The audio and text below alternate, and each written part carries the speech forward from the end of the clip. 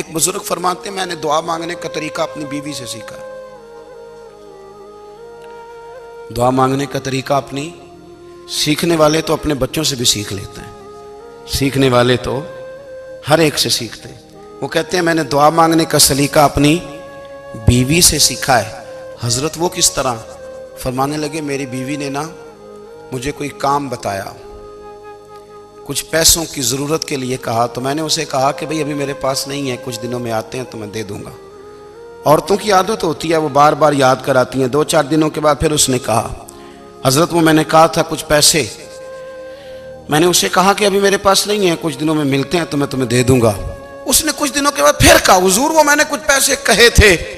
فرماتے میں نے ڈانٹ دیا, میں نے کہا کہ کیا تو روز مجھے شرمندہ کرتی ہے, کہا نا میرے پاس نہیں ہے, ہوں گے تو دے دوں گا, تو روز یاد کراتی ہے. فرماتے ہیں اس نے پہلے تو میری ڈانٹ کو سہا, پھر میرے سخت جملوں نے اس کی آنکھوں میں آنسو پیدا کر دیے, پھر اس نے اپنے آنچل میں اپنے اس دکھ کو سمیٹا, اور پھر اس نے ایک جملہ کہا تو میں رو پڑا, اور مجھے اپنے رب سے مانگنے کا طریقہ آ گیا. مجھے کہنے لگی حضرت جی آپ نے ڈانٹ دیا, میں نے سہ لیا, پر آپ ہی میرے شوہر ہیں, بتائیں نا آپ سے نہ کہوں تو میں کس سے جا کے کہوں. فرماتے ہیں میں رو پڑا, اور میں کھل کے رویا, اور میں تڑپ کے رویا, اور پھر میری سسکیاں بند گئیں. تو مجھے کہنے لگی آپ کو کیا ہوا؟ میں نے کہا مجھے بھی دعا مانگنی آ گئی ہے. جب میں اسے کہوں گا نا اللہ تو ہی میرا رب ہے, میں تجھ سے نہ کہوں تو میں کس سے جا کے کہوں, میں کیوں کسی بندے سے سوال کروں, میں کیوں کسی دنیا دار سے کہوں, میں تیرے بندوں کا نیک بندوں کا وسیلہ لے کے تیرے محبوب کی غلامی لے کے تیری بارگاہ میں آیا, تجھ سے نہ مانگوں تو کس سے مانگوں. سمجھ آ گئی ہے؟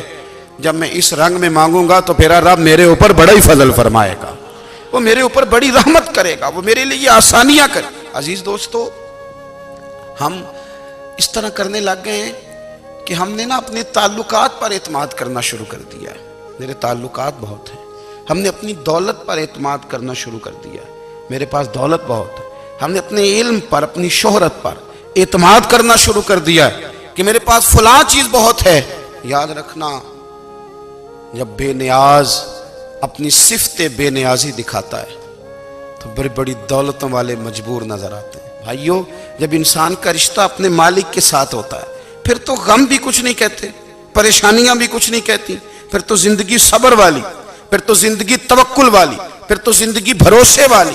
پھر انسان اپنے آپ کو رسوا نہیں کرتا, دنیا داروں سے امیدیں اس کی ختم ہو جاتی, امیدیں اللہ رسول سے لگا لیتا, مضبوط ہو جاتا ہے, مضبوط طاقتور ہو جاتا ہے, خوددار ہو جاتا ہے, باوقار باعزت ہو جاتا ہے.